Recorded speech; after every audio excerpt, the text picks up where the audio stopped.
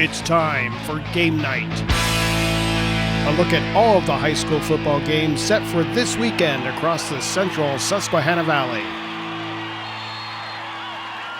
Hello and welcome to week 10 of our Game Night High School Football podcast. I'm Daily Item Sports Editor Kurt Ritzman. I'm joined by our football writer Todd Hummel for our last podcast of the regular season. That excited about it, huh? Well, no, not that. I say this every year when we do this, but I do feel like I just got back from the shore at the end of July. And now it's October and the leaves have changed and Sure. I need a coat. So one more week of regular season games. What stuck out to you from week 9? Well, I went up to Montoursville to watch Southern Columbia Montoursville. It's actually the first time I've seen the Tigers since the second week of the season. Update, they're still good. I saw Montoursville against Lewisburg in the scrimmage and was really impressed, and that's obviously the scrimmage, but it is just amazing to me that, Montoursville, I think, when I looked it up, was nearly 50 points per game on offense and really never got anything generated against that Southern Columbia defense, even deep into the fourth quarter until finally the second team defense was in and they were able to get positive yardage. I was going to say hit some plays, but it wasn't really hit some plays. It was just to get into positive yardage. And, I talked to Max Tillett, their linebacker, who announced last week that he's their third Division I guy headed to New Hampshire to play football. I talked to him a little bit about the defensive effort after the game. What were you guys seeing defensively? You're kind of able to get pressure at will on them? We know they were coming out running the ball, so we just had to stop that right away. And we had the blitz called. We knew we had to attack it, get to them, and just doing our job. What's it like, coming into one of these games? This is probably, the second week in a row that maybe, I don't want to say you weren't expected to win, but you might be getting a game. Does it change how you guys prepare for somebody, or are you guys it's just the same thing week after week? It's exciting. Yeah. I mean, knowing we're going to get a challenge, undefeated team. We have a good time at practice. We're all flying around, having fun. So it's awesome. I was going to say, it seems like this is a pretty loose group at this point. Oh, definitely. We all have fun out there, just do our jobs and try and shut them out and score a lot of points. Let's talk about the game that was closest to the office. Shamokin, Shikellamy, the Braves get a 2-point conversion late to come back and win 21-20. We don't usually do other than a list of games, and I was hoping to mind meld there that's where I wanted to go next. But, yeah, I didn't hear much on that game, until I got back from Montoursville, and I was reading the game story for you, and I did not realize that Shamokin had the ball in the 11 going, driving to go up 3 scores in that game in the fourth quarter and Shikellamy was able to get a turnover and then score onside kick, score again, and an amazing comeback for the Braves, and now they're looking straight at a 4-6 season, and barring anything super strange on Friday night, I think we're looking at a Shikellamy-Selinsgrove rematch in the first round of the district playoffs, and I think that's an interesting matchup for both teams because this certainly is not the same Braves team right now that Selinsgrove beat back in week 4. This offense is completely different. They see, since that Central Mountain game, we talked in the beginning of the season that we thought, and Coach Tilford thought that once they got a win that things would, the confidence level would change, and that really seemed to happen. The only loss since that Central Mountain game is to Lewisburg a couple weeks ago. And right now Shamokin's got to be wondering about itself just because, this is a team that, played real well and beat Danville the week before and looked to be, heading into, this week's cold bucket game with a chance at a winning record and seemed to have a great second half of the season. And that kind of all collapsed in about 6 minutes in that fourth quarter last week. So, this week the Indians have a big mental check with that cold bucket game. And they're staring a Montoursville team straight in the face in that first round of districts right now as well. A lot of weeks in the office I've been following along with the games, and this one's now 28. Our closest game's 14. That wasn't the case last week. We had the 1-point game. I mean, Southern wasn't close, but Selinsgrove beat Danville by 4. Central Columbia beat Lewisburg in overtime. Central Mountain beat Mifflinburg in overtime, which I'm sure was a very disappointing result for the Wildcats that are close to us. I guess they're both the Wildcats. Yeah, and and that was both of those overtime games are probably disappointing to the local teams. Lewisburg was up 14-0 and heading to the locker room up 14-0 before a blocked punt. And, I just think Mifflinburg got caught out there. The Central Mountain can throw the ball a little bit and was able to hit some big plays on them. Also returned a kick. And, Mifflinburg actually did a pretty good job of rallying and getting that game to overtime. Just couldn't score from the 1 yard line. Had 2 shots to score from the 1 yard line to send it for a second overtime. There's like Shamokin, these are 2 teams. It's going to be interesting this week to see how they bounce back for some tough losses with playoff hopes on the horizon. And another close game, Loyal Sock, who we think is pretty good, 29, Warrior Run 21, Warrior Run has had a nice season, but I think that was probably closer than we were expecting. I think the big thing for Warrior Run in these big games is they are able to hit some big plays or make some big defensive plays to stay close and give themselves a chance to win in the end. They weren't able to kind of pull that out last week. Loyal Sock had probably their best game of the season running the ball. And I think you weren't here yesterday, but Scott and I were talking at the office. I think Montoursville is the clear favorite in 3A, but depending on draw, any of those teams that end up between 2 and 7 that don't get Montoursville in the first round or certainly have a shot to be the team on the other side of the Warriors when we get to the district final. So that's a look at our Week 9 games. We're going to take a quick break to hear from our sponsor. Our podcast is brought to you by GDK Development, and then we'll hop into our Week 10 games. We've got 9 this week, which will go a little faster than the 11 we've had the last few weeks. Hopefully. GDK Development of Shamokin is a proud supporter of all local and youth sports. The Welsh family has been in business for 37 years and thanks you for supporting them and their local businesses, including Bruiser Sports Grill in Cole Township and the Lewisburg and Sunbury Burger King restaurants. Again, thank you for 37 years of support and good luck area athletes and teams this sports season from the Welsh family and GDK Development of Shamokin.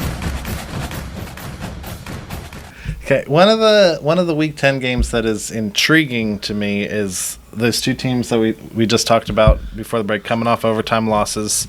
5-4 Lewisburg heads to 4-5 Mifflinburg in a battle for the Little Brown Jug and for what could turn out to be some key playoff positioning too. Lewisburg right now is the 4 seed. Looking at a home game, win, and they probably still control their own destiny. We'll talk a little bit about Warrior Run's game, who is the 5 seed right now, but I think they're a pretty clear favorite on Saturday. I think Lewisburg is a tough matchup on the outside for Mifflinburg, who has struggled at times with the pass, but I also think, Lewisburg, Mifflinburg, and Mason Breed in that offense are going to be able to move the ball. I think this has a good chance to be kind of a fun, high-scoring game. Again, I think it just comes down to who bounces back quicker from last week. I think Lewisburg, has won this game, has dominated this rivalry for the past few years. So, I think Mifflinburg feels like this is probably their best chance at a victory in this game lately. And so expect a close one. I think Lewisburg gets this one just because I think that passing game is just a little bit too tough of a matchup for Mifflinburg. Let's jump to another rivalry game. I just saw that we got an email from Mount Carmel AD Greg Sakavich, so that's why I have the numbers I'm about to tell you. So Mount Carmel 7-2 headed to 3-6 Shamokin for the 69th Coal Bucket game and the 113th meeting between these 2 teams. What is that? Oh, so it wasn't called the Coal Bucket all those years, I guess? They played 44 times before it became the Coal Bucket game, but that's a lot of times to play. It used to be on Thanksgiving. Oh, I love it. I love a Thanksgiving Day game. Well, they don't do Thanksgiving Day. I think Easton, and you got to go to Easton and Phillipsburg, New Jersey, if you want a Thanksgiving Day game these days. But until Shamokin, finally breaks his streak, you got to go with Mount Carmel, and Mount Carmel has quietly gotten on a roll since losing to North Schuylkill. They've won 4 in a row. They haven't scored any less than 47 points in a game since then. They went back for that Mifflinburg game. They were really trying to spread teams out early. I think. And, they just went back to that base shotgun running offense that Coach Darrell likes and that those kids have run, all 5 years since he's been there. And they've really, I think it was last week, they've had John Ayers the last couple years, and a 1,000-yard rusher. And, they're not really feeding the same guy the ball all the time. And I think that's really made a big difference for them this year. Shane Widener is the leading rusher, I think nearly 800 yards, but there's 4 or 5 guys with at least 200 yards. Tommy Reisinger's up over 1,000 yards passing. I just think they're too diverse offensively right now for Shamokin to deal with, and I maybe not as I was confident, week 3 last year that we were seeing Southern Mount Carmel, and I'd be really shocked if that 2A championship game is not Southern Mount Carmel. Sure. I mean, Troy right now, Troy and Mount Carmel are bouncing around for that number 2 seed, and Troy only has 1 loss. But I find it hard to believe that that Troy's going to be able to come down to the Silver Bowl to beat Mount Carmel. And that a long trip up there, it will be an interesting test for those Red Tornadoes. But other than that year that Troy was able to come down here and beat Danville in the semifinals, it's rare for a Northern Tier team to come down here or to win that game. So I think we're really setting up for that, the 3rd straight year that they've met twice. Yeah. The game with the 2 combined best records, 6-3 Selinsgrove headed up to 8-1 Montoursville. Selinsgrove coming off that close win over Danville, and I think it'll be interesting to see how Montoursville bounces back after its first loss of the season. Sure, it's to Southern Columbia, and you probably know that you're not going to win going into that, but still, it's the first loss they've had this year. And it's a group of kids that really were aggressive in that game against Southern Columbia, and I think they're going to learn a lot from that. They're obviously not going to play a team as good as Southern Columbia. The rest, at least until you get to the Aliquippas of the world, maybe, which would be a state final, obviously. And I think that's one of the reasons Coach Kiefer wanted to schedule that game, back in the summer, because they have aspirations of getting by, getting over that hump, and they've haven't gotten out of the first round against Scranton Prep, and 3A is tough on this side of the state. I mean, you got Middletown's been to the state title game the last 2 years.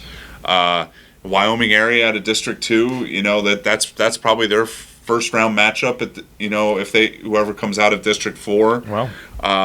So yeah, I think that's the big reason, and I think the Seals will help them with that. They're not going to face an aggressive defense like the Seals probably at any other time. This, more aggressive defense at least other than the Seals, and I really think this comes down. This is probably a defensive struggle. I think Montoursville is probably just a little better offensively than Selinsgrove, and will probably win this one. But I think this will be a test for both teams. This is a great prep, for a Selinsgrove team that, despite that loss in the second week of the season, the Jersey Shore has District 4 title aspirations, and this is go a long way to prove that maybe that Jersey Shore game was a fluke for them. So Selinsgrove has District 4 title aspirations. They'll have to likely beat a Jersey Shore team that handled them early. And it's also looking like they're going to have to beat their rival who gave them a game for a half or so. And Schick, 3-6, coming off 3 wins in their last 4 weeks, hosting winless Milton on Friday night. Yeah, and the Braves should get this one fairly easily, and I think they're use this one to prepare for the playoffs. And Milton had their best offensive game of the year last week against South Williamsport. We're really able to get the running game going. Tyler Boyer had 90 yards and 2 scores, and I think this Milton team has improved a lot throughout the season.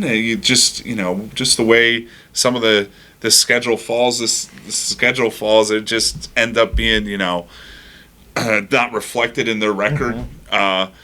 We'll see how it goes next year. Maybe they get a couple easier out of division games than they've had this season. But for the Braves, it's just a matter of staying healthy. Drew Balestrini ran for 100 yards last week. I think they'd like to get a little less out of him running, to keep him a little more upright in that, and be a little better in the passing game than they were last week. And that's probably something to look for as they work on against the Black Panthers as we get. Man, it's hard to believe the playoffs are next week. I know. Our other hack game of the week has undefeated Southern Columbia hosting 4-5 Danville. Ironmen are on, I want to say, a 4-game losing streak. Yep, they were 4-1. Yeah. Going to be a 5-game losing streak. Yeah, most likely going to be a 5-game losing streak. And, this is a game, even at the beginning of the season, kind of talked about with former Coach Kaiser, that just wouldn't be a great matchup for such a young, small team. And, the Tigers are obviously a mature and physical team that have been in the weight room for the last 4 years. So, this probably is not going to go well for the Ironmen, and they're probably aware of that. But, and when I talked to Coach Roth today, he pointed this out that, Danville handled them in junior high and in junior high this season. And, he says this young Danville team is going to be a year older with a lot of young reinforcements next year. So the future is bright for the Ironmen. But, the Tigers with their variety of weapons on offense, and I talked to cheap plug for the cover story this week, talked to the 4 linebackers for a cover story for defense. It's only given up 20 points so far through 9 games and back-to-back shutouts now after 5 shutouts to start the season. So, as long as they can, even if KJ Rowley is going to have to be,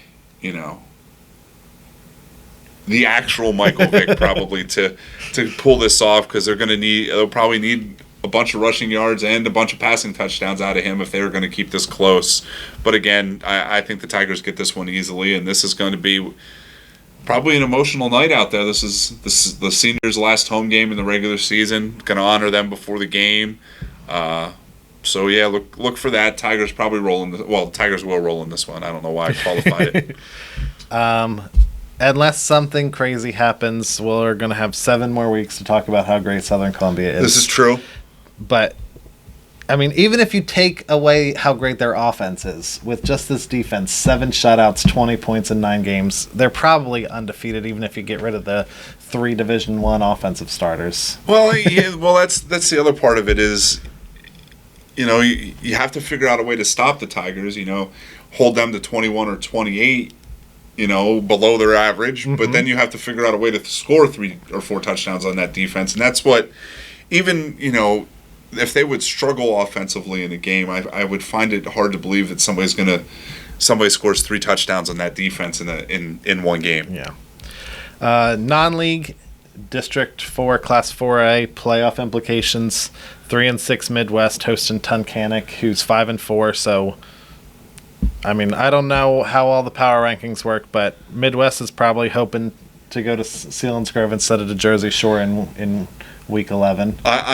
Tunkhannock, looking at the District 2 stuff last night, if they can win, I think there's a possibility that they can get into the 5 seed in District 2, which gets them away from undefeated Dallas, 1-loss Valley View, and 2-loss Berwick in the first round. So Tunkhannock has a lot to play for. For Midwest, this is an interesting matchup for them. They've really struggled defensively this second half of the season, and this Tunkhannock team is going to attack them with the pass.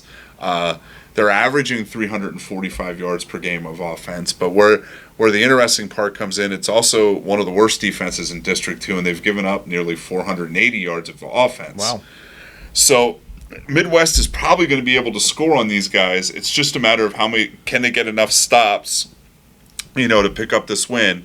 And it'll be interesting to see if they do win, if that would be enough points to jump a Shikellamy win over a smaller Milton team. I don't think it's going to be, but yeah, I really think I don't think Midwest doesn't want to go to Jersey Shore just for the sheer fact of the amount, how they struggle a bit in pass defense, and Jersey Shore is probably the best, most depth in their passing offense in the area. Any passing offense with Julian is the best passing offense in the district, but I think Jersey Shore has the most variety of weapons in their passing game. Would be a real tough matchup for Midwest. Our 2 Tri-Valley League games this week have the appearances of mismatches. I guess we'll leave it to Todd to tell me if they're actually going to be mismatches. 'Mismatches. We got undefeated Upper Dauphin headed to 3-6 Line Mountain. We got undefeated Upper Dauphin headed to 3-6 Line Mountain. We got undefeated Upper Dauphin headed to 3-6 Line Mountain. We got undefeated Upper Dauphin Yes. Mismatch. It's interesting. I would normally say Upper Dauphin does not have much to play for. They've already clinched the Tri-Valley League title, but they really want that number one seed in District 3 to make Steel High come up to Elizabethville rather than going down to Harrisburg or going down to Steelton to play Steelton. And this last half of the season's kind of turned into a slog for the Eagles. They haven't been able to get much going in the passing game. They've been running the ball, playing fairly well on defense, just not getting enough offense to beat some of these better teams in the Tri-Valley League. And this Upper Dauphin team has been at a whole different level than the rest of the Tri-Valley League this season. So it's going to be an interesting matchup for the Eagles. Always a rivalry game, but the Trojans in their final, I guess, iteration of Upper Dauphin football before they combine next year with Millersburg should probably get this one fairly easily. Final home game for Millersburg in the regular season. I don't know where their playoff game would be if it's Fairfield. Fairfield's number one at this point, so it'll be down at Fairfield. Both teams are probably I'll let you. Millersburg plays Williams Valley this week, who is 7-2 and probably should get this one fairly easily as well. But Millersburg is also looking at most likely a District 3 title game next week in Class A. I thought you said they had a week off. We looked at the bracket. I assume they did. They do not have a week off. They get the winner gets the week off before they have to play the District 4 team. So they'd have a week 12 bye. Yeah, they'd have a week 12 bye. And it looks like both teams should lose, so it's going to come down to points again.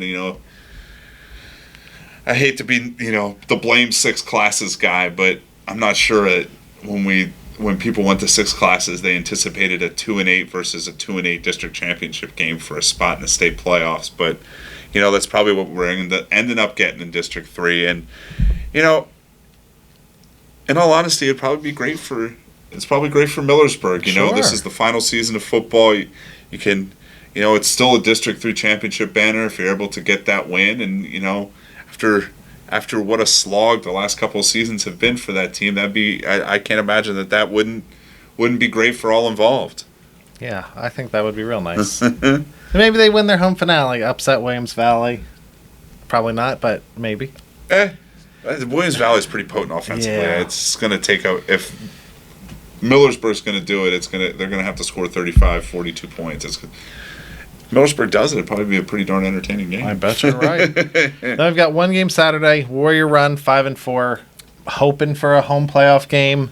Headed to 3-6 Columbia Montourville Tech, who is a bigger school, so I'd imagine that a win there could give them a points bump, especially if Mifflinburg upsets Lewisburg in the Little Brown Jug game on Friday night. I think you're probably right, but Warrior Run should probably roll in this game with the Rams. Just the schedule just doesn't quite match up with what Warrior Run can do. I'm heading up to Espy on Saturday for that one. I kind of like Votech's a fun place to watch the game. No lights, kind of in the country. Nice scenery to watch. Riley Daubert and Warrior Run. It looks like Hoyt Bauer is getting healthy. We really haven't seen the full complement of Warrior Run probably since the second week of the season. Yeah. So, I think like some of these other teams that are playing struggling teams in the week 10, this is a way to you want to get out of there healthy, but you probably want to work on some stuff to get ready for next week. And a chance at a home playoff game. That's pretty big for this Defenders team, who are having their best season I think since 13 years. Wow. So I think, like I said, Warrior Run probably gets this one pretty easily, and hoping they know going into that game that Mifflinburg won and they got a shot at that home playoff game. All right, that was our look at our Week 10, final week of the regular season. Make sure to pick up Friday's game night for Todd's cover story on the Southern Columbia linebackers, his picks and column, and previews of all the games. Then Friday night, follow along on our live scoreboard and our live blog. Saturday, we'll have full coverage of 8 of these games. Sunday, we'll have Todd's coverage of Warrior Run at CMBT.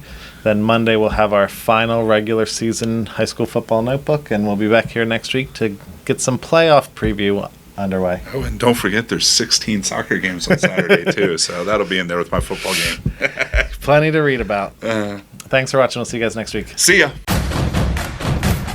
GDK Development of Shamokin is a proud supporter of all local and youth sports. The Welsh family has been in business for 37 years and thanks you for supporting them and their local businesses, including Bruiser Sports Grill in Cole Township and the Lewisburg and Sunbury Burger King restaurants. Again, thank you for 37 years of support and good luck area athletes and teams this sports season from the Welsh family and GDK Development of Shamokin.